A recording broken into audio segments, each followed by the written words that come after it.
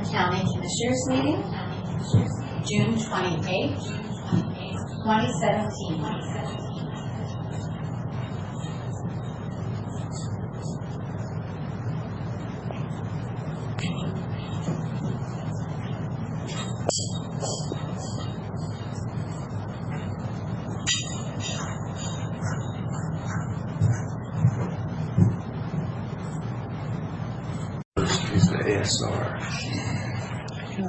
Good morning. It is 9 a.m. and let's call our meeting to order for Wednesday, June 28th. And we have our complement of commissioners and an audience this morning. So please join me to the Pledge of Allegiance. I pledge allegiance to the flag of the United States of America and to the republic for which it stands, one nation under God, indivisible, with liberty and justice for all. Thank you. Welcome, everybody. Our first item on our agenda today is a public hearing presented by Lauren Wilsey regarding an ordinance, the text amendment to Franklin County Building Code. Lauren, please.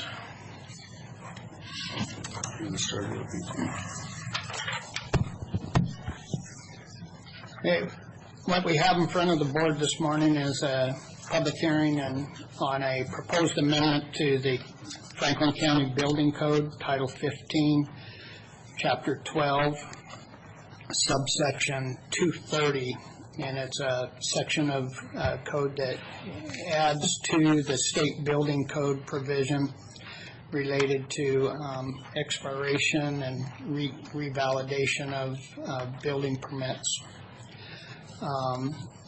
Franklin County's existing amendment to the state building code automatically expires all building permits 24 months after initial issue, particularly or potentially terminating vested property rights, and it's resulted in subjecting people who have encountered hardships during the building and construction phase of their projects into a situation where they have to renew their building permits, which could subject them to new updates to the state building codes unintentionally.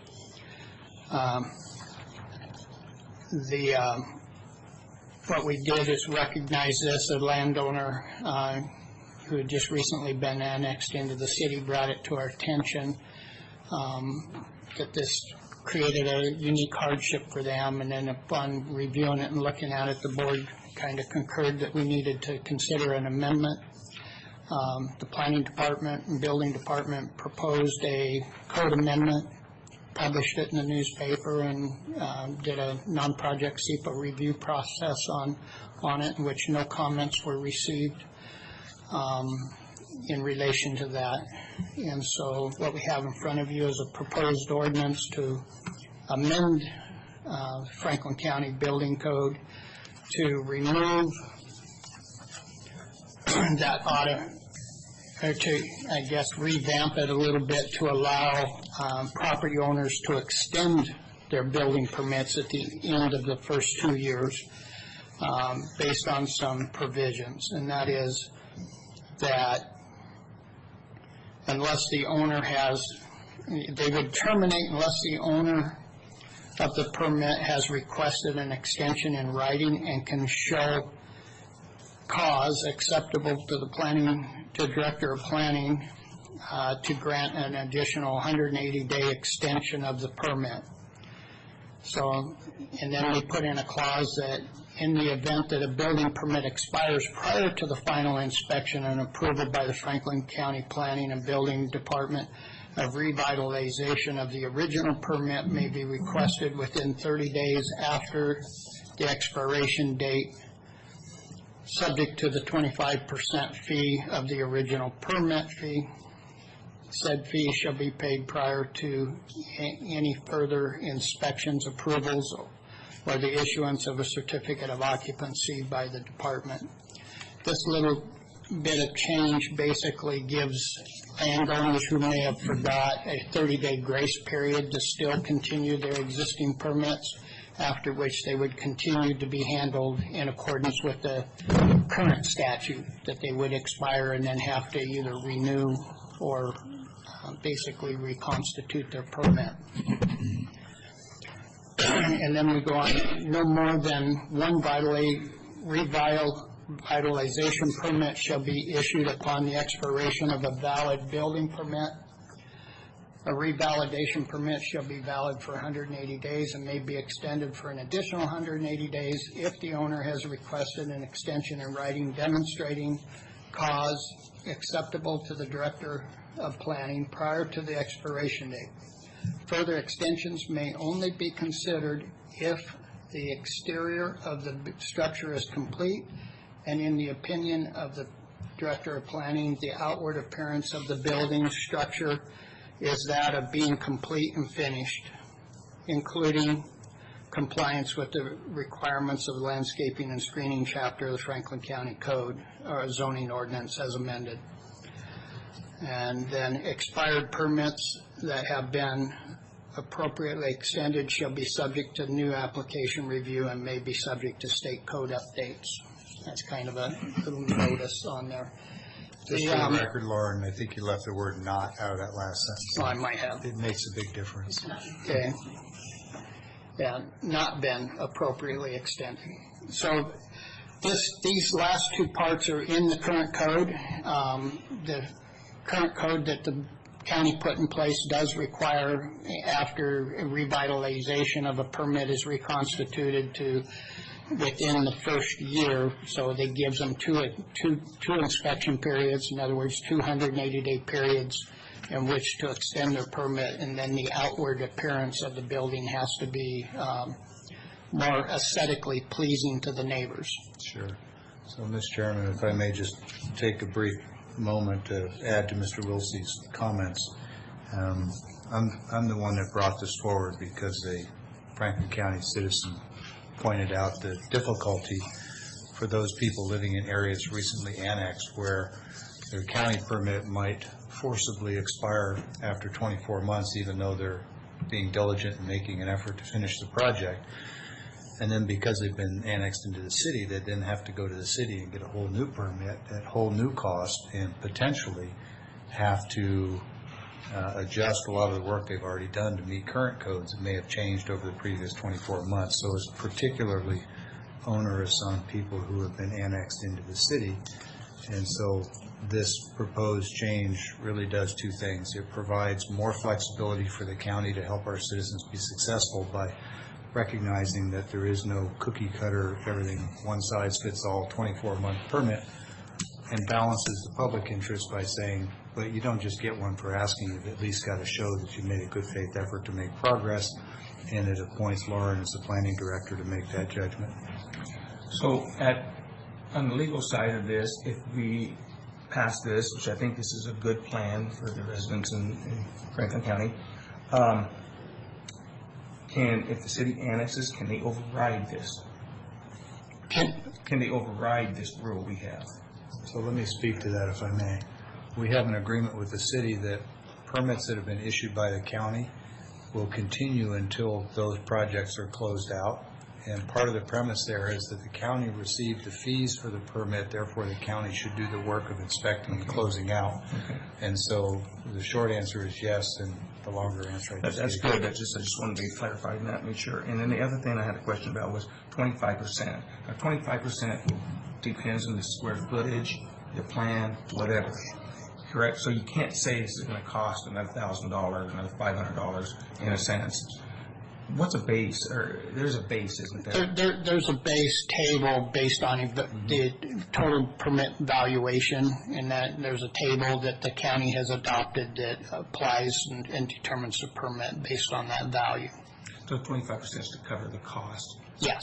From the planning, and that seems to be fair. It's not overdone. It's not under. No, it depends on how far along they are on their project. Mm-hmm. Okay, good. Well, at this time, then, I'd like to open the public hearing and ask if there's any comments. Shannon, do we have a microphone working? I'm the person that Mr. Peck referred to there. Before annexation occurred, I started building Mr. in... Schlegel, we're going to ask you to introduce yourself, just for the record. My name is Stephen Schlegel. I live at 9304 West Richardson Road in Pasco. Recently annexed. Recently annexed, yes.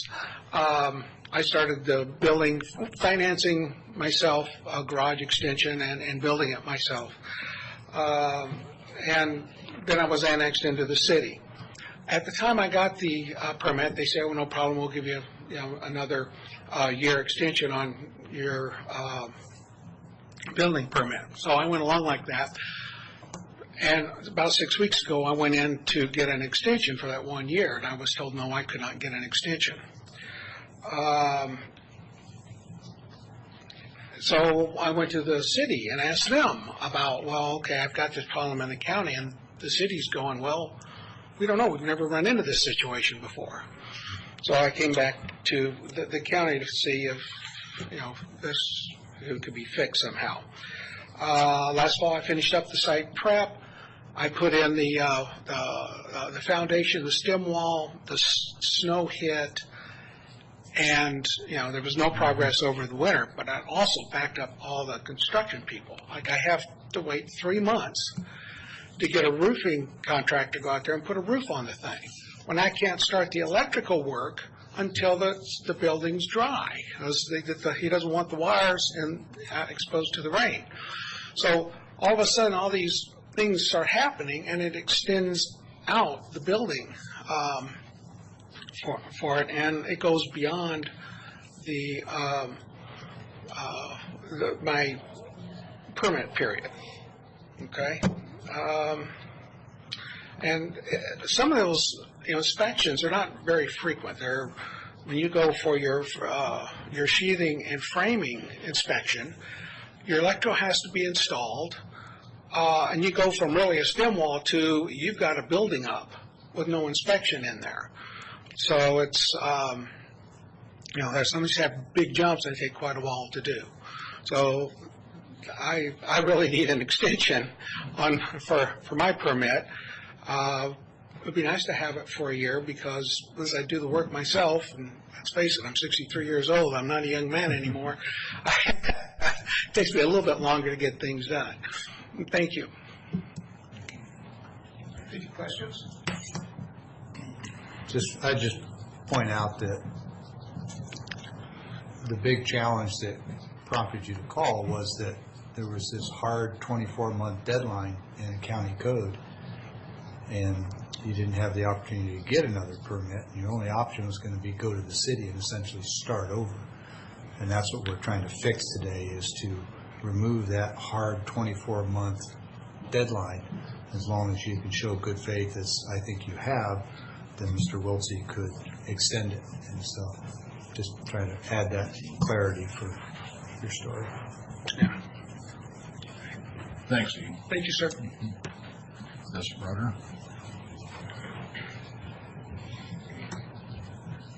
Good morning. My name is Roger Link. I reside at 1817 North Road 76, Franklin County, Washington. I'm here to ask the Commission to support Ordinance 05-2017. First, I'm going to talk as a former Building Department Director or Planning Director. All sorts of reasons that folks need to extend their permits that are beyond their control. In the 1980s, high interest rates forced numerous individuals to delay or break projects up into parts, far exceeding their time. In our city, we had the ability to administratively approve extensions. Family circumstances, job loss, illness, death of family member, etc. These are all things that can impact a self-built or self-funded project. As we've experienced in this area, when you have a building boom, you can have a situation where you're not able to hire an ICBO certified building inspector. When I worked for the city of Covina, we only had a building supervisor, and he had to go out and do all the inspections because we couldn't get an ICBO certified building inspector. Sometimes it would take weeks or even months to get a basic inspection. So again, a lot of things that are beyond the control of the individual that holds the permit. I know my personal situations, I've run into coordinating with other agencies. They're not often as cooperative as the agencies we have around here. I had to wait 6 months for a small 10 by 20 foot patio. I had to go to the Coastal Commission, California State Fire Department. That burned up a year of my permit. Again, things that are outside the control of the permit holder. Local engineers are saying that we have a difficult time getting bids for construction projects. Again, that's something that the permit holder has no control over. So again, that's going to require an extension of a project, especially commercial projects. This ordinance will help. Again, in support of the ordinance, I recommend that the apparent 3-year limitation be allowed to continue, assuming proof of continuing progression or proof of hardship. I did have one question. I didn't see a situation where there could be an administrative appeal. Let's say you have a Franklin County citizen is not happy with the it wouldn't be you, it would be your successor, I'm sure, not happy with the determination of the planning director. Is there something in the existing code, I couldn't see it, that would allow an administrative appeal to the board? I believe the codified code allows a provision in there for any administrative appeal or decision to be appealed up the chain. It's in I think in the general standard for the entire code. Okay, good. Again, I'm in support of this ordinance, and thank you for your time.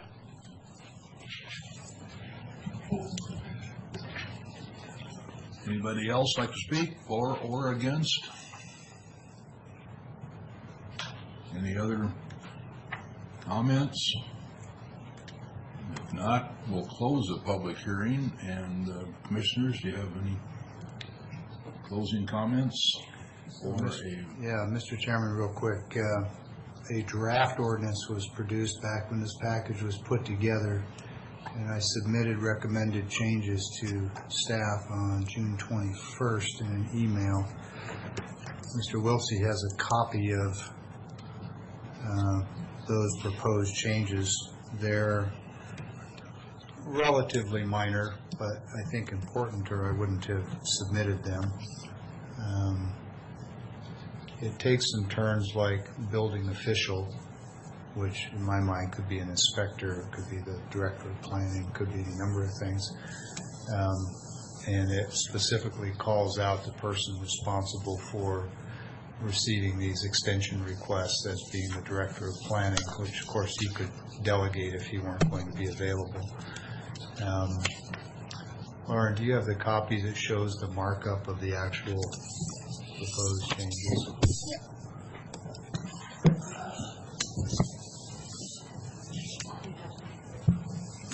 Okay, thanks. I don't, Karen, you're pointing these are changes to the ASR, but I'm talking about changes to the actual ordinance language. And since there's really only a couple, oh, there it is. Okay, Lauren's got it. There you can see the original text and yeah, basically where it says director of planning, in the current version that we've on the books, it says building official. Right, and in the original proposed, it said that the owner of a permit has requested an extension in writing and can show a justifiable cause. And justifiable is vague at best, eye of the beholder. So I simply changed it to say, and can show cause acceptable to the Director of Planning. In other words, it says, give us a reason, and here's the particular person that's going to make that call, and if you don't like that decision, then it is appealable under the code. So that was the purpose for that. Remove the term building official. The others are largely administrative. Let's see. About 2/3 of the way through, it makes the same change about Director of Planning 2 more times.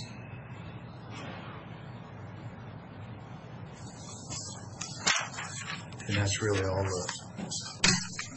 the ones I see that are really worth taking time to speak to.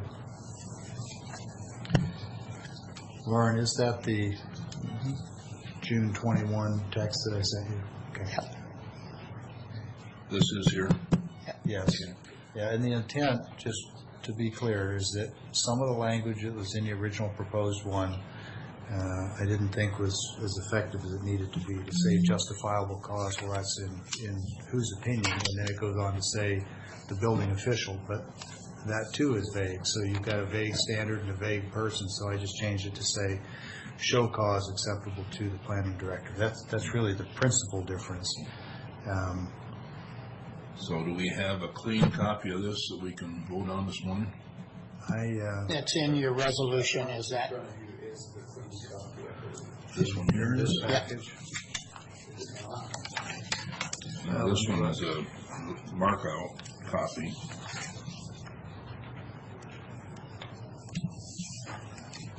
Show that to Keith. That's. So this is the one Lauren just gave us. It shows the markup.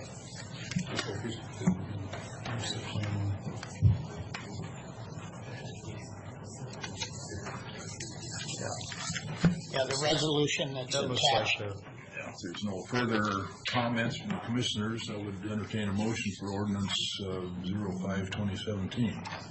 Mr. Chairman, move to approve said ordinance utilizing the language forwarded by myself to County Administrator in a June 21 email, the text of which you have in front of you in its final form. Okay, I don't see any change that makes a difference really here, so just correction coming up. So I will second the motion. All in favor? Aye. Sign it.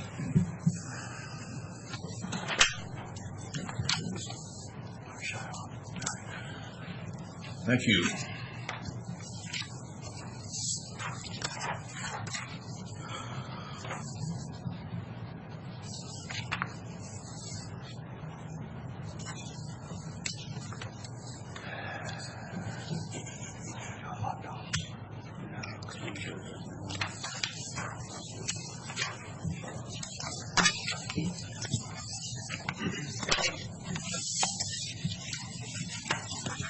Okay, with that, we'll have Public Works come up, please, for another public hearing on the proposed amendments to the 6-year transportation.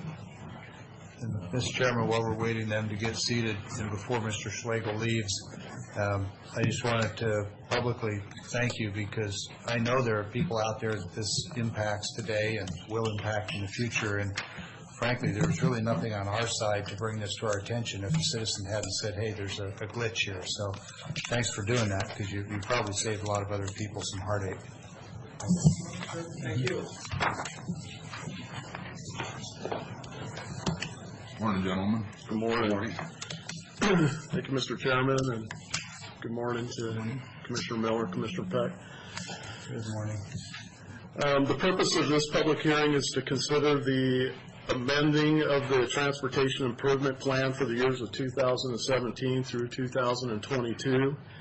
On June 29th of 2016, the Board of Franklin County Commissioners approved Franklin County's transportation improvement plan for 2017 through 2022 via resolution 2016-260.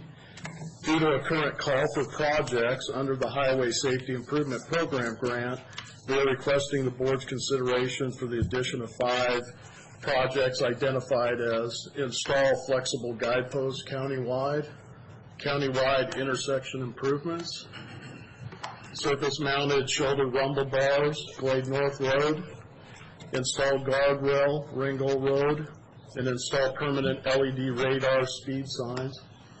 Per RCW 36.81.121, Parent 1, the Transportation Improvement Plan may be amended at any time by a majority vote of the legislative body of the jurisdiction after a public hearing has been held. And so at this time, we can answer any questions and or provide any support when called upon by the board. And County Engineer Craig Erdman does have the maps and some of the other things if the board would like us to show anything up on the screen. These projects show up in our 6-year transportation plan for 2018 through 23, so the relevant support materials are in that packet. The reason for us to add these to this year's STIP is that there was a call for projects for the safety, so we presented them with a safety plan and proposed projects. So we brought these to this year's STIP so that we could apply for those funds. Are you saying we can run these together, or do we have to separate? No, these need to be separate hearings, yes. Okay. So with that, we'll open the public hearing. Anybody like to speak for or against this proposed amendments to the 2017-2022 STIP amendment? Anybody for or against? Hearing nothing. Commissioners, have some comments? So, Matt, on these projects, I'm sure there must be a local match, probably 10%. Correct.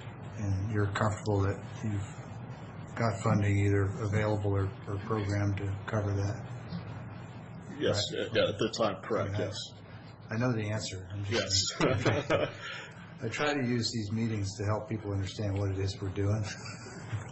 No, I understand. So we're adding these, and the effect is that it gives us an opportunity to snag a bunch more federal money to improve safety on Franklin County roadways, and the cost to the taxpayers is at most about 10% of that, and you've got the budget to cover that share. That is correct. Perfect. The LED speed, permanent speed sign, what's the proposed location for that?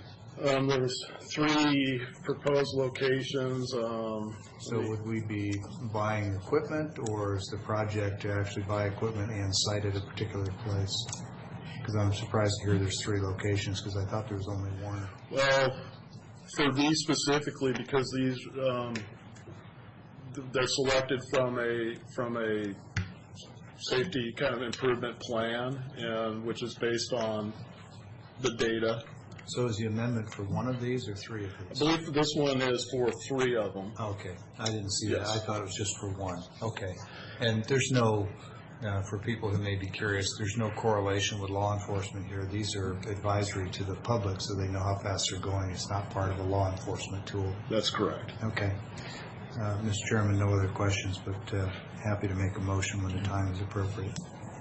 Rick, any questions? No, I really don't. It's just safety is important, so we got this grant, so I think we should use these, and I think you fit them well, so that's fine. Public hearing is closed. We will offer a motion. Matt, do you have the documents handy with the right language so that I don't have to dig through this stack? Yes.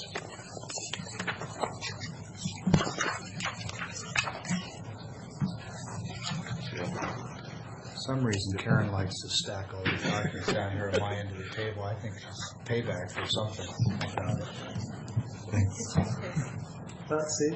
This is the first one. Well, that's the consent agenda. It's in there too. 2 stacks of paper today? Wow. Okay.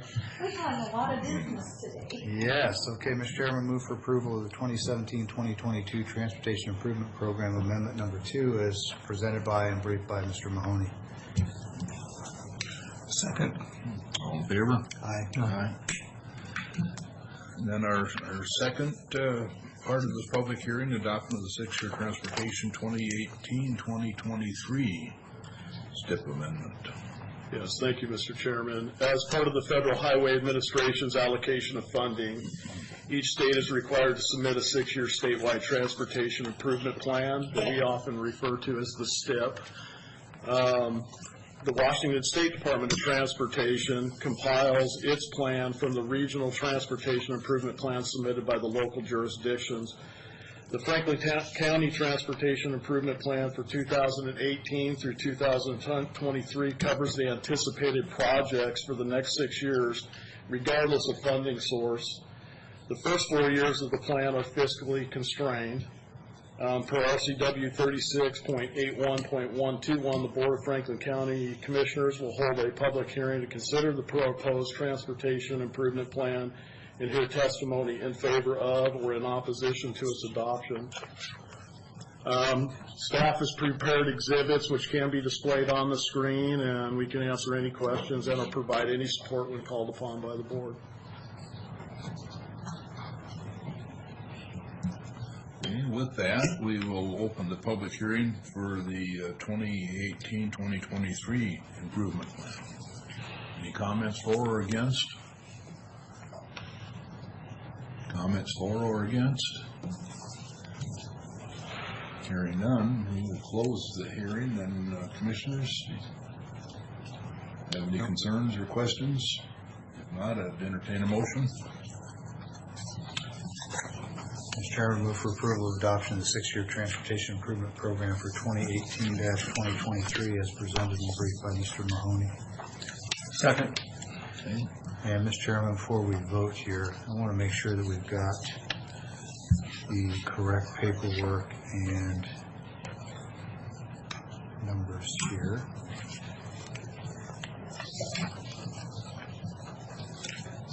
Okay, show us the map. No, that's the previous one. I'm looking for the 2018-2023 document. This is Horseshoe Lane. Administrative position.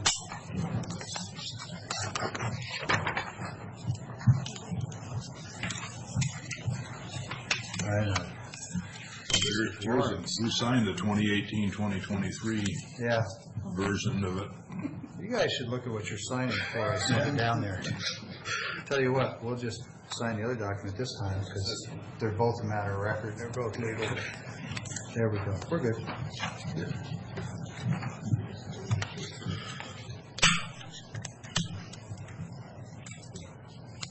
Okay, so we're good, Mr. Chairman. Ready to vote. Okay. All in favor? Aye.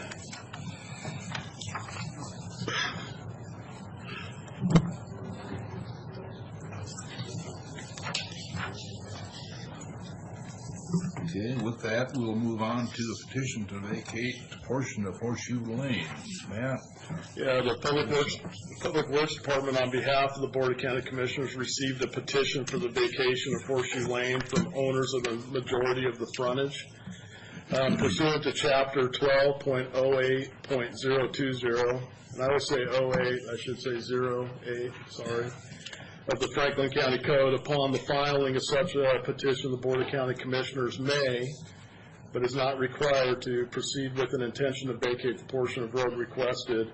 The board will need to decide if they're going to consider the petition or not. If the board decides to consider the petition, it must signify its intent with a resolution and order the county engineer and to report on such vacation. And we have prepared a resolution for the board's use if that is the course of action desired.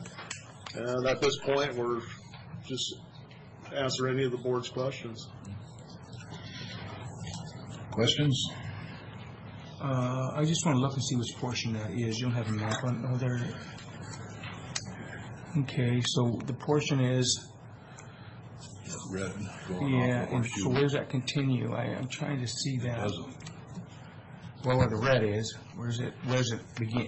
Right there where the canal. Yeah, it begins right there on Horseshoe Road Yeah. and goes through, and you can kind of see where it goes in between some of the facilities out there.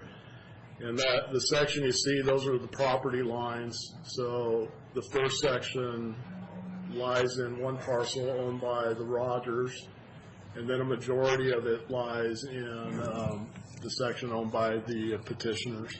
And it came to my attention after I put these materials together that there'd been a boundary line adjustment between the two, so that Horseshoe Lane now lies entirely in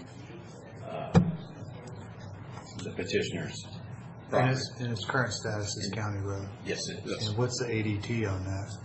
It is, And the next question is going to be, and what's the ADT minus the people who live on that parcel? Yeah. 0 and 0. If I have that available right in front of me or not. Can we assume it's close to 0? It was pretty small, 25 cars. It would be landowners' cars, basically. Basically, yeah. Yeah, when they, there is some from the harvest, our truck volume was actually pretty high for this section of road, but when I was looking at our data, I believe that the average daily traffic was about 5, I thought it was about 5 vehicles a day, 10, but somewhere between 10. It's improved gravel now? Yes. And what's the nearest alternate route? Is Horseshoe Road, which it connects to, which all then ties. So if we vacate that section and you want to get from the two ends of that red line, what's the alternate route? There is no alternate route. So those are things that will have to be considered if the board wants this to move forward. That's why I'm asking. Absolutely. So there is no alternate route. So, the old saying, you can't get there from here. Yeah. You can, but sometimes you have to back up and go around. So if you're going to back up and go around, what's the alternate route to get across there? Because ultimately, I think what they're looking for is that this, of course, be their private driveway. And of course, if the board wants to... All due respect, the question is, what's the alternate route? If I want to get from one end of that red line to the other end, and that road is vacated and closed and private, how do I do that? You don't need to, because it's private. There's no county road back from the end of it to the other end of it, no. Okay, you see that red line up there, Matt? It's got two ends on it, right? Yeah. And if I'm at one end, I'm on a county road, right? Yeah. And if I'm on the other end of that red line, I'm on a county road, right? Correct. And once that center is vacant. There is no more county road. It ends at the end of the red line. That was the question. Yes. Okay, all right, Yes. good. I'm sorry. That's No, the end, I that's the probably end could have of, asked the question better. end of the road. Yeah. Yes, it is. I thought there was still some more county road on the other side of that. No, that's just They're farm road, farm roads. circle road. All right. And Makes a lot more That's sense. my misunderstanding. I apologize. And actually, I kind of asked the same question there, but you got a good map on right here that really shows that, so I was able to see that up there. It comes to dead into the Canal Drive or something. Yeah, so it's, That's just shy of 3/10 of a mile long, so. okay. And we do have the owner here if you have any further questions, concerns.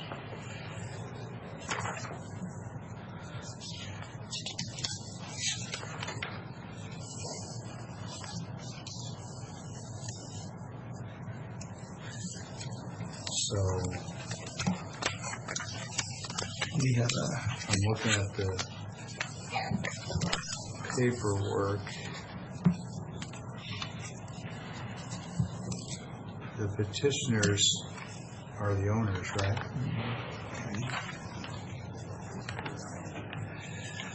Okay. So, Mr. Chairman, if there's a need for public comment, perhaps? As this is not a hearing, but we could open it. This is a petition for the commissioners to allow Public Works to carry on with the... Sure. I just thought before I made a motion to make sure that anyone who wanted to comment could, but I'm prepared to move for approval. You want to comment? I would make a comment. My name is Tony Meacham. I'm at 1420 Scootney Road, Connell, Washington. This property is owned surrounding this road completely by my parents, Donald and Pamela Pearson. Pamela Pearson is here today if you have any questions for her. So as was stated earlier, the road is surrounded by property owned by Donald and Pamela, and it dead ends into property owned by Donald and Pamela. The issue is that people don't stop where the county road ends, and they continue onto our property, which you can see the road actually goes into our field, We've had people driving into our field running our crops, and we've had fences cut because people believe that they can continue on a road that's private property. So we aren't opposed to the public using a public road. We're opposed to the public using our private property and allowing fences to be cut, crops to be ruined, and our cows to get out, which in fact runs our liability, and that's the issue. So that's why we petitioned to close the road. We are the only ones that can basically use the road to access anything. We are not landlocking anyone. The road is basically used as a driveway for the house that sits entirely within our property, and we use the road to access our crops and our cattle. That's the only thing the road is actually used for legitimate purpose. The other purpose, of course, is to trespass on our property. So. And then also, if that map were larger, you'd have a relationship to Scootney Lake that people think they can get in the backside of Scootney through that road. That's correct. Which they cannot. No. The road ends on our property, and you would have to traverse through fields and through crops to actually even get down to another fence that they then cut to then trespass on another piece of property to get to an area that you can't even access the lake. I mean, there's absolutely no access. The only thing they're accessing is private property. Thanks, Tom. Yep, thank you. So Matt, the only other thing I can think of is that there's no, that I can see, and correct me if you have a different opinion, but there's really no plausible reason to think that this is a future county roadway extending through there. There would be more logical ways to go with less impact. That's correct, yes. Okay. I just think it's important to exhaust those lines of thought so that people understand that we're looking at all sides of an issue.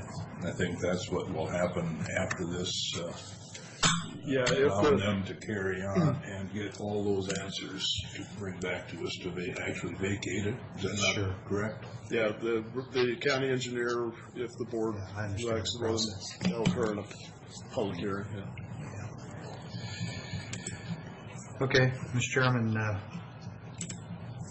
having heard the discussion, I think it's appropriate to move for approval for the board to instruct the county engineer to report on the possible vacation of a portion of Horseshoe Lane so that we can fully consider, together with the information here, the usefulness of such a road and whether or not vacation is appropriate. Is the motion? Yep. I will second. Okay. Resolution 2017-180 is motion and seconded. All in favor? Aye. Aye. Thanks. That was all we had, Mr. Chairman, but we'll remain for a while. Does the board have any further questions from us? And we have copies of the 6-year transportation improvement plan for anybody that would like it sitting here. All right, I can give them to the back. We can set it on the back. Okay. Probably put those in the lobby and sell them. I imagine they're high demand. Paperwork there. Thank you for your time. All right. Carly is going to visit with us next. Yeah, sorry, I got to retrieve my over here. A number of items here that Carly's bringing forward today. I do have a few different requests for the board's consideration today. The first two are on behalf of the Planning and Building Director. The first one is for the creation of a regular administrative assistant position in the Planning and Building Department, which would replace the existing administrative support specialist position. Earlier this year, the board created a temporary administrative assistant position to support planning and building. And as Mr. Wiltsey has had some time in the department in partnership with myself and Mr. Johnson, we've determined there's a need for the administrative assistant to regularly replace the administrative support specialist position in order to offer higher level administrative support for the increasing administrative demands placed on the department by sustained growth in the county. The request carries no budget impact for this year due to savings from vacant positions, but the change has an annual fiscal impact of just under $2,000. Mr. Chairman, I'm sure there'll be some discussion, but I'll just try and move things along. Move for approval of 2017-181 as presented. This is for this year. What's the amount of time? This essentially makes a temporary change permanent. Yes. Correct. Oh, it makes Right. it makes permanent. We have a position there now, or is he going to hire the position? Nope, it's an existing. Yeah. Okay, good. So, okay, then with that, I'll second. Okay, all in favor? Aye. Aye. Thank you. Just a quick note for the public. There's plenty of evidence that the planning department is heavily worked and understaffed. And it's a key function for a lot of our citizens. Thought for a long time we needed to beef up the staffing. From my understanding, it was a department that experienced some layoffs during the recession, and it's one of the departments that hasn't had anything added back to it prior to now. The second request is also in the administrative area of the Planning and Building Department, and is a request for the creation of an office assistant position. This would be an additional FTE, full-time equivalent, that does not currently exist within the Planning and Building Department, with an annual fiscal impact of just under $55,000. Though there would be no budget impact for 2017. As I stated before, Mr. Wiltsey has identified a significant need on the administrative side of the department and believes the addition of this position, along with that administrative assistant position, will enable both the planners and also the building inspectors to be more efficient in their duties, and ultimately better serve the citizens, because they will be able to spend their time in the field doing inspections and working with the citizens versus some of their, good portion of their time right now is spent on the administrative follow-up that could be absorbed in this position.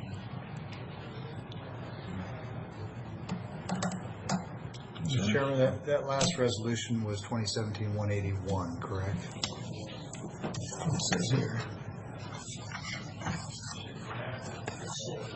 Correct. Okay, just keeping track of the numbers, or trying to. Okay, with that, move for approval of Franklin County Resolution 2017-182 entitled Creation of Office Assistant Position in Planning and Building Department as presented with discussion. Okay, and I will second the motion, also with discussion, so. All in favor?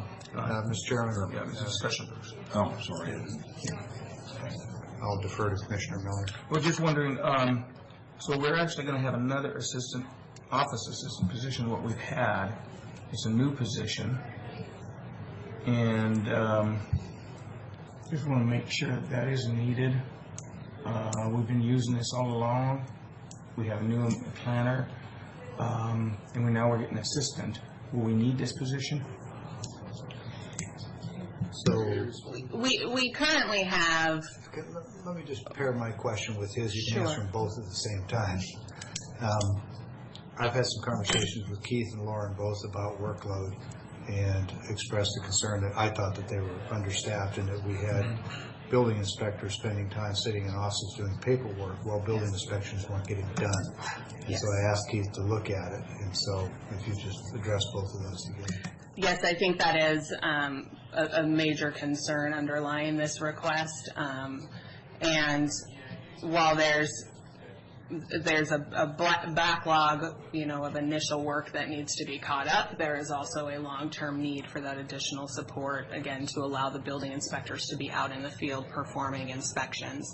We currently have the equivalent of 1.5 FTEs on the administrative side, and the planning and building department would be what was just made regular, this administrative assistant position. And we have a half-time secretary down there. So this position would be an additional FTE added to the administrative side, although there is an understanding that long-term, an overall decrease of 0.5 FTE would occur once some of that backlog of work is caught up. And so long-term, it would be the addition of half of an FTE. What we're basically doing here is staffing as we had maybe 6 months ago or last year or so, because now we got the administrative assistant, and now we're going to have a full-time office, and the planner can do his full-time then.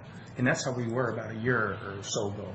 Well, a year or so ago, we had a planning director and a deputy. Yes. And from a head count, that's probably accurate, but from a work distribution, we're still considerably understaffed in the planning function. Because of the planning department, or the inspector, correct? But this releases inspector from half-time to full-time.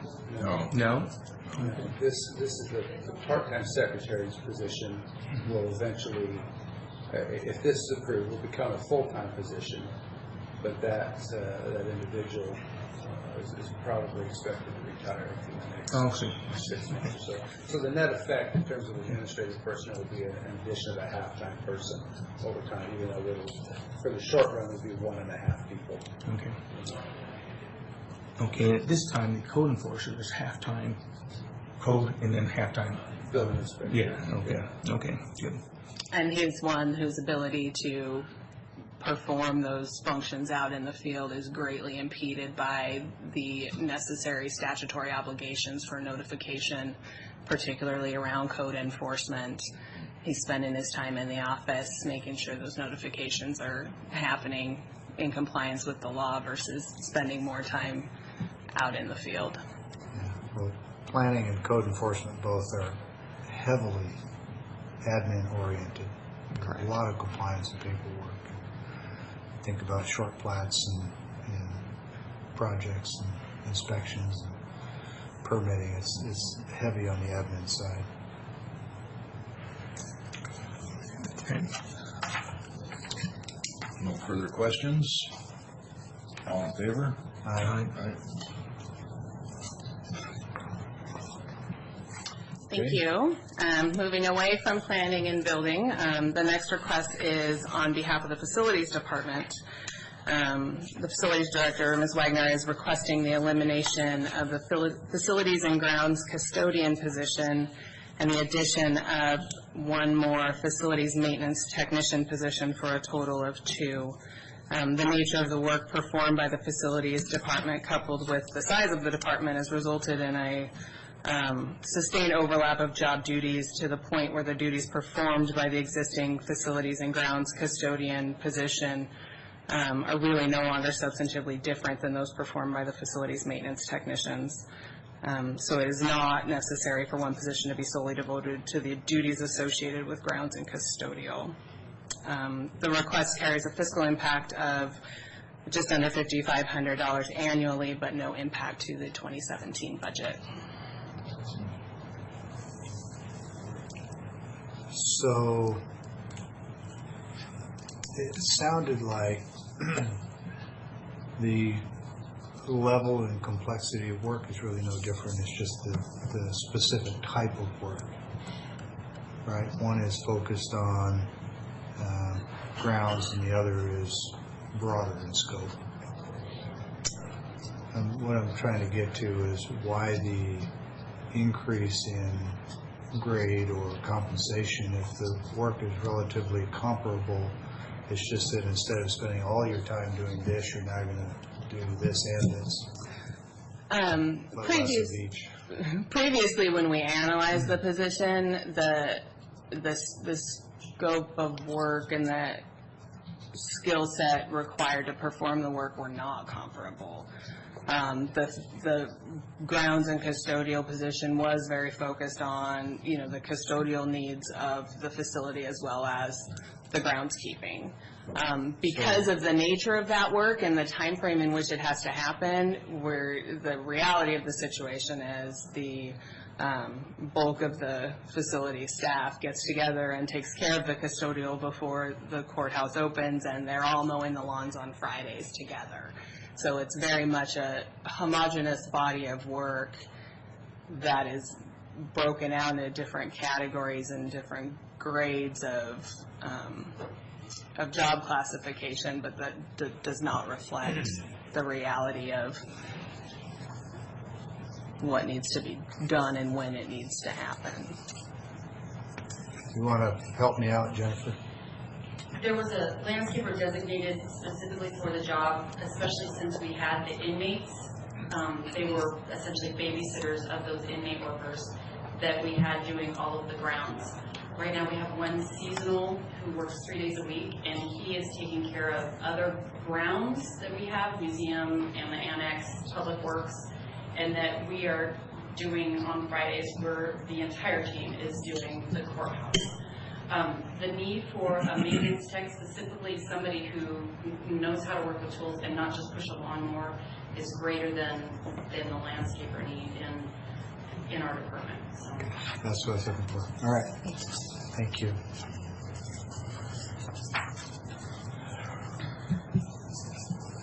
Mr. Chairman, if there's no other discussion, I move for approval of 2017-183 as presented.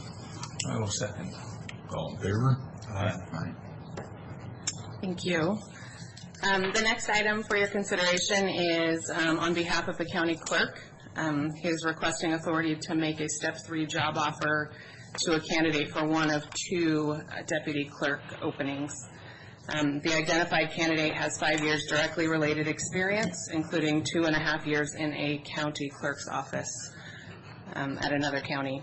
The candidate is already certified as a U.S. passport agent, which will cut down considerably on the amount of training time to get this individual up to speed in Franklin County. The step 3 request is consistent with the conditions applied to other deputy clerk new hires over the past 18 months and will enable us to offer what is essentially a lateral transfer from the candidate's existing position with another jurisdiction. If the board authorizes the offer to be made at a step 3, as has been our practice, once the offer is accepted, we will present a personnel action form on the consent agenda for approval. So the fiscal impact of 3961, the position already exists. It's already on the books. Yes. And it's already programmed at what particular step? It's not coded as an entry-level step 1. No. So why are we looking at hiring authority for step 3? Do we look at them all as a 1? The policy only allows for step 1 hires without board approval for an exception. And so the fiscal impact is simply saying approving a deviation from the standard policy would cost this much, but correct. It's not a promotion. It's just, I understand what it is. I'm trying to speak to all those other electeds who are listening, Sure. some of whom are coming and going, saying, okay, well, they're getting positions, and they're not.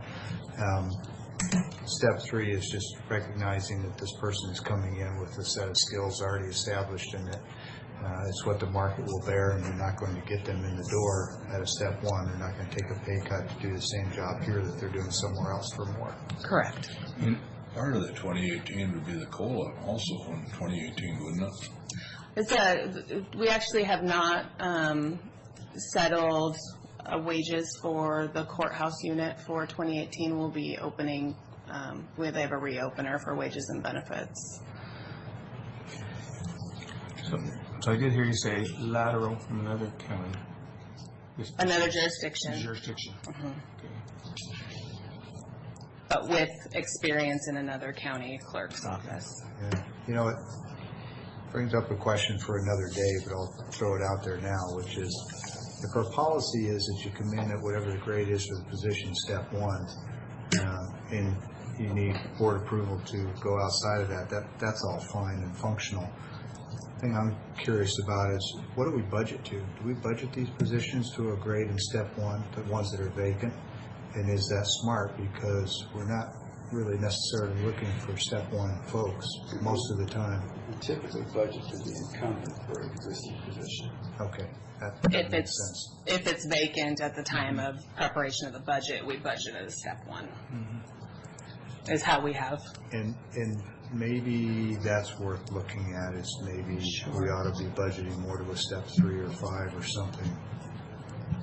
Because these come to us and it looks like an additional expense that we're jacking up the budget, when in fact, you know, we might be seeing a step 5 go out the door and hiring a step 3, and then Correct. it's an actual savings. But if it's a step 5 that left and now the position's vacant, it looks like an increase when it's actually a decrease. Makes sense? Yeah. I'm glad you understand it. Okay. Okay. Mr. Chairman, I move to approve the requested authority for Deputy Clerk LPA 2 at a grade 12 step 3 as requested. This is just a consensus at this time. You'll bring it back as a, Correct. If the job offer is accepted, we'll bring back a personnel action form on the consent for the board's signature. Thank you. The final request. Excuse me. If we want to have a policy that we're not going to do them by motion, that's okay. But once there is a motion, we probably should act on it. Do we historically do these just by consensus, and I'm forgetting that? because the fact that it'll Still come got back it. as an action. This is just a, I get that, but historically, we've just done these by consensus. from my All right. recollection. Yeah, well, just on a roll. All right. Ready? So just for the record then, to keep our process legal, motion dies for lack of a second. That's what I was fishing for. Okay. Thank you.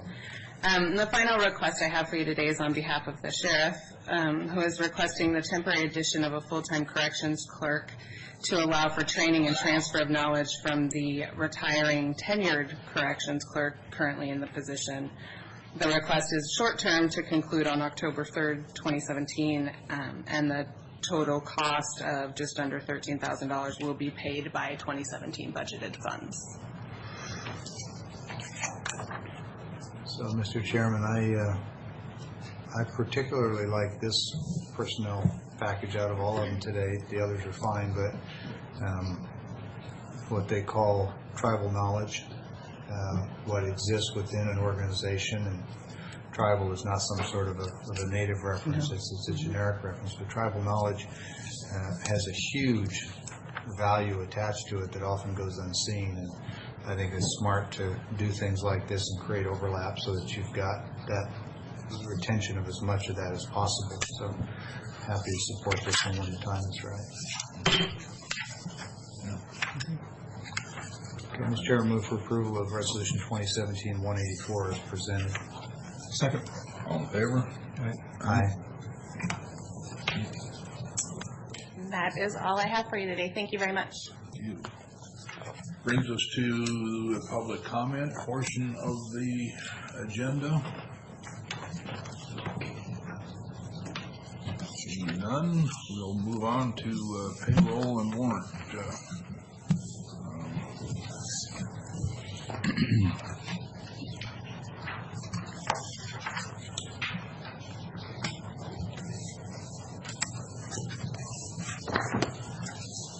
Okay, looks like we only have one today. This is fund expenditures. So move for approval of fund expenditures as presented in the total amount of $384,872.68. No, for the record, it's been reviewed and signed by 2 representatives of the auditor's office, as well as reviewed and signed off by the county administrator. Second. All in favor? Aye. Right. Along with that, having no meeting next Wednesday, are either of you in town to sign warrants until we meet again? This is for next Wednesday? Correct. So I'll be in town, and I suspect Mr. Miller will too, but my mobility is a lot better than his. Even before he got his name. I will be in town. Plans to come back if we go anywhere by Wednesday morning, so I would, just 2 of us. Yeah, I would suggest that they just call the chair pro tem, and if I'm not available, I'm sure Mr. Miller will. Certainly. Happy to do it. Certainly. As long as we have that in the minutes. Be preliminarily signed until we meet. With that, we're to the consent agenda. Okay. Looks like today's consent agenda 13 items. has 13 items. So Move for approval of the consent agenda for today, June 28th, with 13 items and with discussion. Second. Okay. Discussion? And I'd like to just take a moment and run back through the list. I know we've all looked at them several times, but If I may, I'll go ahead and ask you one question. That's number 6. The construction of the retaining wall, we're at right outside here. It was south and west, if I remember. South and west. Is that right, Keith? And on the ramp. I'm sorry. The ramp. Okay, good. Just want to make sure I know exactly. Okay. Let's see. So I had a comment on 8 and 11 and do you have Public Works still here? He's standing out in the hall. That's all right. Thank you. And 12. So comment on 8 is that the staff let the commissioners know that we were looking at some upcoming vacancies on Civil Service Commission, and I sent out personal notes to a bunch of people in my contact list that live in the county, and I suspect other people did as well. And I know a couple of the applicants were folks that I sent emails to, and that's a good process that helped us find good candidates that have been difficult to find in the past. So let's please keep doing that. Let us know when you have vacancies, and we'll help you find people. On item 11, this was the one on the mutual use of jail facilities. Just wanted to acknowledge once again that the Sheriff's Office has done in corrections have done a bang-up job of making use of our newly constructed jail. As I recall, over the last 3-4 years, we've gone from somewhere in the $20,000 a year of rented out jail space to roughly 10 times that or more. And that helps to cover a lot of the previously unmet costs in the Sheriff's Department. So kudos for that.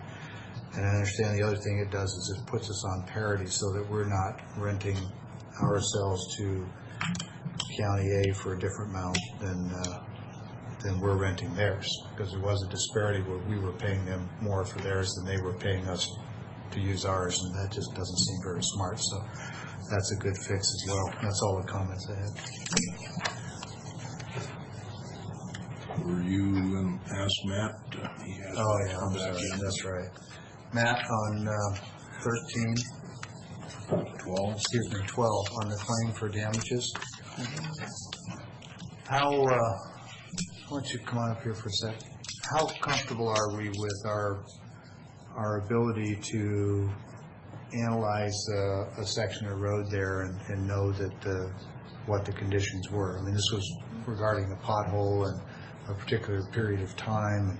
I worry with cases like this where we decline to pay a claim over something like this, you know, if the person maybe got the name of the road wrong or the exact location wrong, but you're confident that the stretch of road involved in the time period that we've looked at that carefully and we didn't have an issue?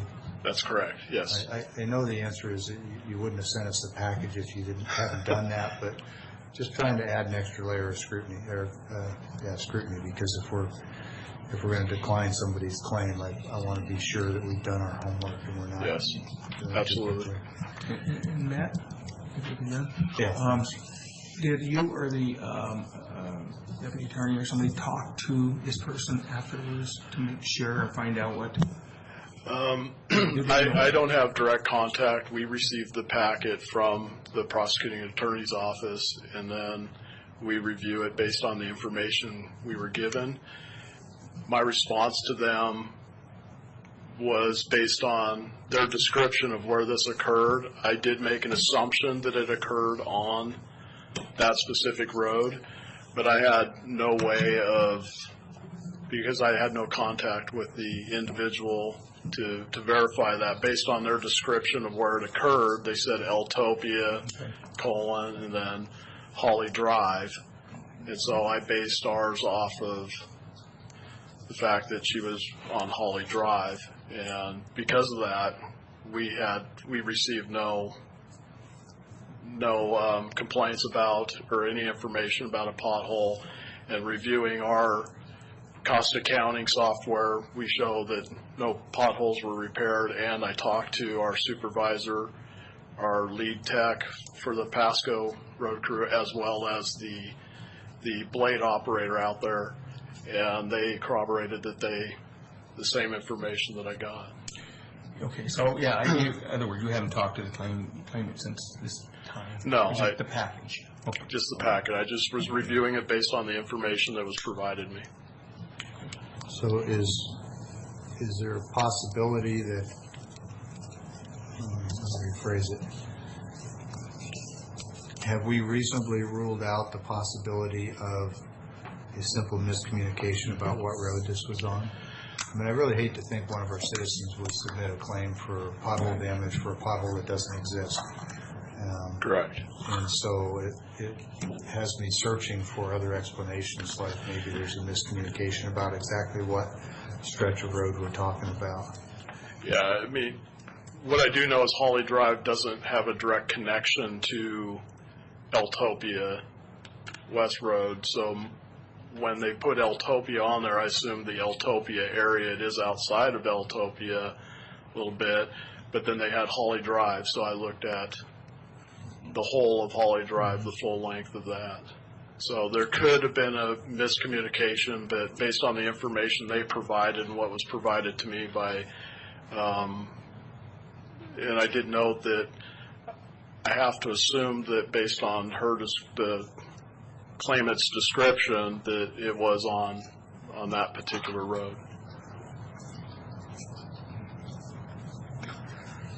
Okay, well, the resolution actually says traveling on Holly Drive. Correct. So we have no record of any kind of a pothole existing or repaired during this approximate time frame. No, and that was something that we certainly would have, especially with all the other damage that we had on our roads, we were certainly recording and documenting any types of damage like that, because those are things that certainly the repair of which could be subject to reimbursement by FEMA. So yeah, so this was March 30th, so in that window. Yeah. Okay, thank you, Matt. All right, thank you. Thanks, Matt. Further questions? Nope, thanks. Motion and a second. All in favor? Aye. Aye.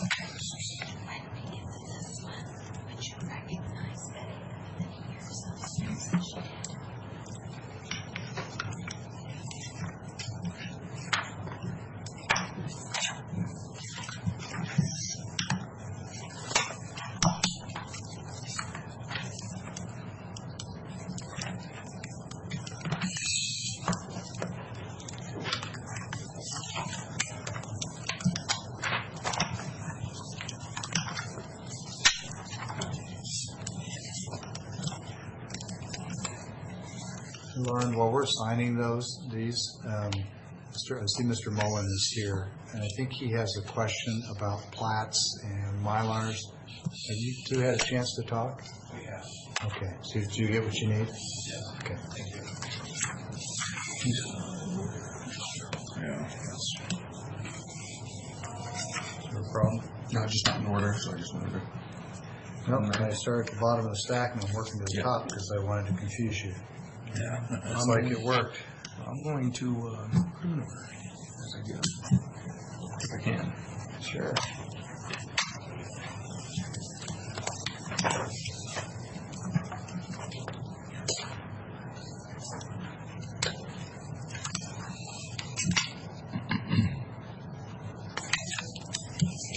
on the consent agenda?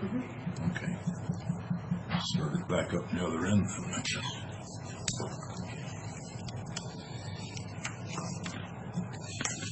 Yeah, I just want you to see that, Bob, so it wouldn't be a surprise.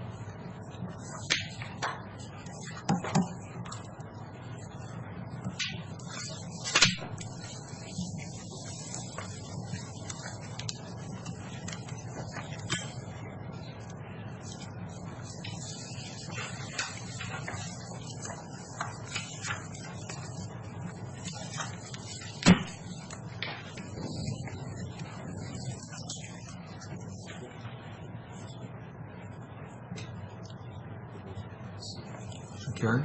Yes, ma'am. Betty got one. What about Neva? She already had hers. Oh, she did. That's right. Okay, I didn't remember Neva. Okay.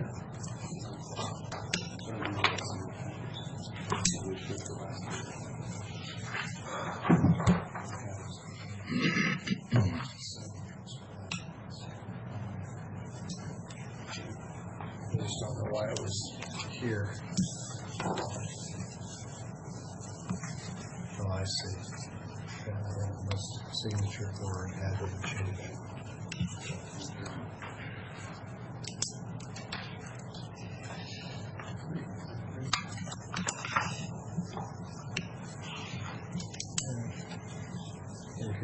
electrify these things.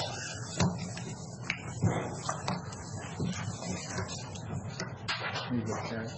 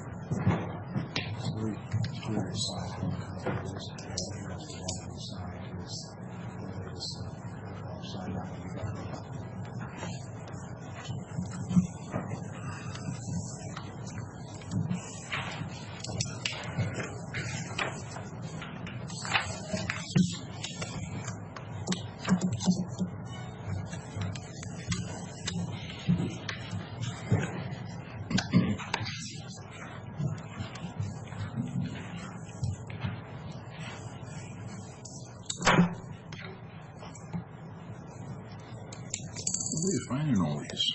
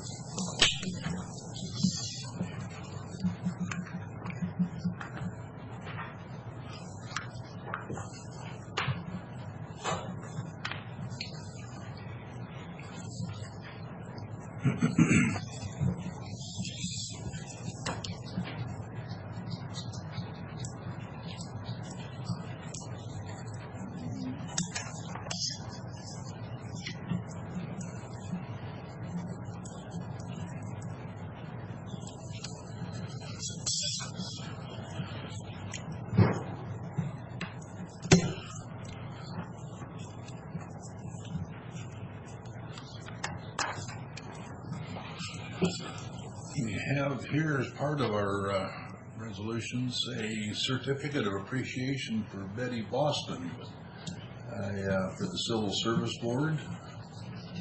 But I actually failed to see how many years she's being recognized for. It's not well documented. Oh. Okay. I'm pretty sure it's been most of my life that she's been serving Yeah. on the, at least, maybe more, on the Civil Service Commission. I don't know how old you are, Carly, but it's longer than that. She definitely has committed a lot of years to the Franklin County Civil Service Commission. And a lot of energy, and she's had a lot of knowledge and stories to share with us. But A lot of history. Yeah, a lot of history. I think they call that tribal knowledge. Yeah. Yes, exactly. So in Betty's husband, Ernie, who is no longer with us, but was for many years a Port of Pasco commissioner, Ernie Boston. Of Great insurance man around Right. the area. Yeah. Great folks. So with that, Keith, your turn. Yes, thank you, Mr. Chairman. Just a couple of items, mostly for your information. As you're well aware, maybe for the benefit of the public, the legislature and the governor have not yet come to an agreement on a state budget, which has the potential of creating some challenges for us if they do not reach such an agreement by Friday, the end of the fiscal year for the state of Washington. Which means that we have just need to be aware of that. I have requested from each of the elected officials and department heads some information regarding what impact that may have to their operations. That information is coming in. Most of it does not seem to be of a critical nature yet, but obviously the longer it goes without a budget deal, the more likely that we run into some real problems. Sean Stant and I spoke yesterday about issues around child support and some of the functions in his office that are solely state funded that could be impacted. Commander Soltemeier has already been working on some contingency plans for Department of Corrections inmates that we hold on behalf of the DOC. Clerk's office, obviously with the funding of state court systems, could be affected. So there are things to be aware of, but we're going to have to keep a pretty close eye on that. All indications are, at least publicly, that they will reach a budget agreement of some kind before Friday, but that's a contingency that we just, at this point, can't guarantee. So we're trying to make sure that we're prepared in the event that there's a day or two or a short period of time in which Washington State government is not fully operational. So I just wanted you to be aware that we're paying attention to that issue and making sure that we're prepared to address it if needs to. It may be that they do something like a continuing resolution so we can continue to pay people, because I think of at least one person in the prosecutor's office whose salary is augmented by the state. If there's no authority to pay him, well, yeah, I guess Mr. Sant gets a vacation. So there's no emergency yet, but and I bring that to your attention partly because we do not have a meeting scheduled for next week. So just wanted you to continue to be aware of that, and if you can encourage our friends at Olympia to come to an agreement, that would put our minds at rest a little bit. Wendy, you got a comment? There is a deal. Okay. The governor's office and our press release this morning. I was about to say that my news is as of 8 o'clock last night. So they're Tentative deal. okay. Capital T. Capital T tentative. Yeah. That already makes me feel better. Yeah. Thank you, Wendy. Having said that, I do plan on taking a little vacation time next week. We need to bring that up because I'll be in a location where I won't have cell phone service or email service. I will appropriately deputize with the board's approval Mr. Mahoney to sign documents or Say, is the deputy county administrator all up to speed? Oh, that's right, you don't have one. He is already authorized to approve in my absence through one solution the options that need to be approved for payment. And, I think that's the only thing that would be. That explains the text I got last night. It says, Matt says, "What's your opinion on snow cone machines?" You putting those in the office, Matt? Yeah, there's that drinking water standard that we have to meet There you for go. outdoor heat exposure. There you go, okay. There are a couple of items, just scheduling wise, that we need to visit about because next week's meeting has been canceled as a result of Independence Day holiday and so forth. We're also looking at potential for a lack of quorum the week of July 26th. That's the week of the NACO conference. I believe there's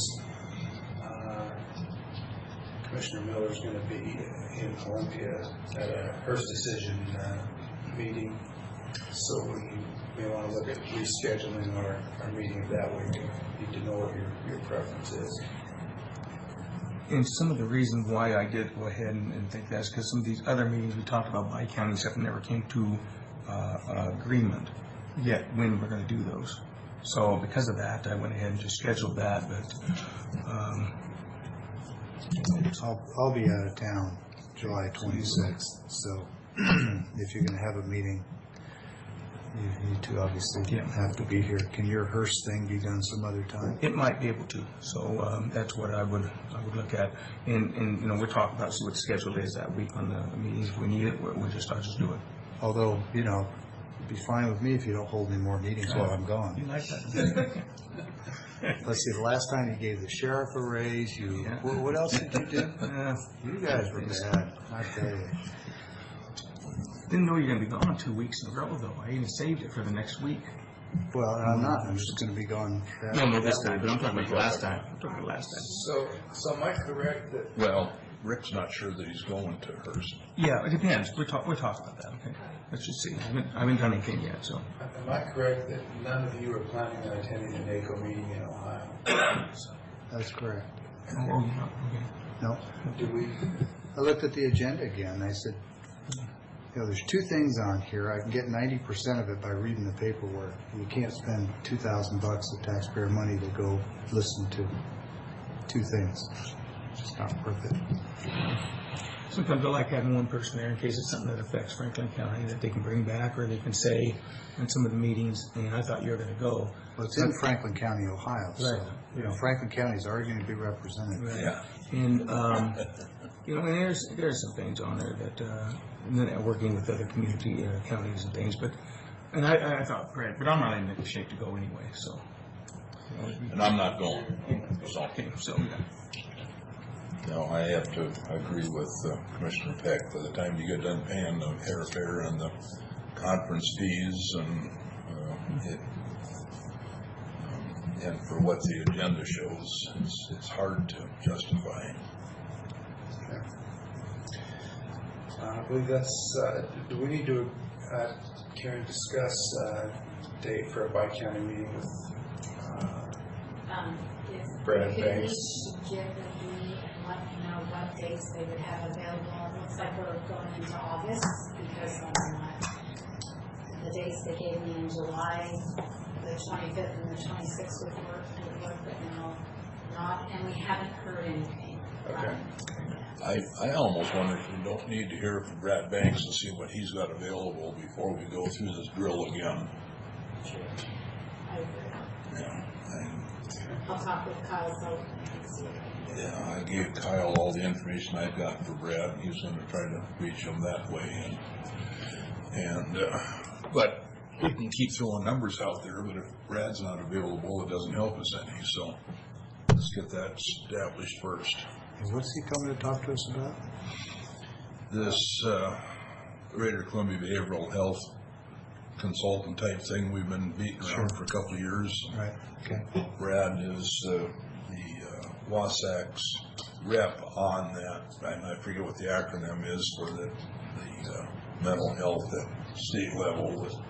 Yeah. But Brad came and talked to us at Greater Columbia Behavioral Health here at the last meeting, and there was some stuff that he was talking about that Kyle had never even heard about yet. So we thought we'd have a joint commissioner meeting with Brad Banks there. Get an update. Yeah. Well, you know, just a quick note on that same topic. I had a conversation just coincidentally this morning with an individual, and you all have heard me talk at length, maybe ad nauseum, about conflicts of interest with certain providers and their roles in GCBH. And I spoke to the attorney for GCBH months ago, and there didn't seem to be a whole lot of concern. Well, apparently, after a little bit of homework, he's now taken the position that no, there is a conflict there, and they're making changes to try and mitigate that. So that was good to hear. Well, I think in that same respect, Commissioner, is this information that Brad's got may cure all those problems. Good. It'll, that's like listen to Brad, it'll take the reason for a consultant out of the picture. Well, I have to be honest and say it was nice to be at least partially vindicated and have their attorney finally say, you know what, you're right, that's a pretty significant conflict of interest. Yeah. Well, and it's the same way Greater Columbia was talking about doing the contracting to start with, and they, probably in the same discussion with the attorney, decided that wouldn't work either very well. So I think we're back to listening to Brad, and we even, it's strange that the state is talking about 2020 and I have an idea that 2020 comes, they're just going to wash their hands and give it to private enterprise and save a lot of money. So that's my side of it. Anyway, anything else for the good of the board? We have one more area for public comment. Anybody? Just for Karen, it's a ways out, but I rarely go anywhere, but I think latter part of October, I'll probably be out of town too, so if we've got any last 2 weeks of October. Up in the mountain with a rifle? Well, that would be my first choice. No, maybe visiting your ancestral homeland. So with that, I'll be out next week also. So, but I'll be within cell coverage. With that, if there's nothing else to the good of the board, we are adjourned. Thank you.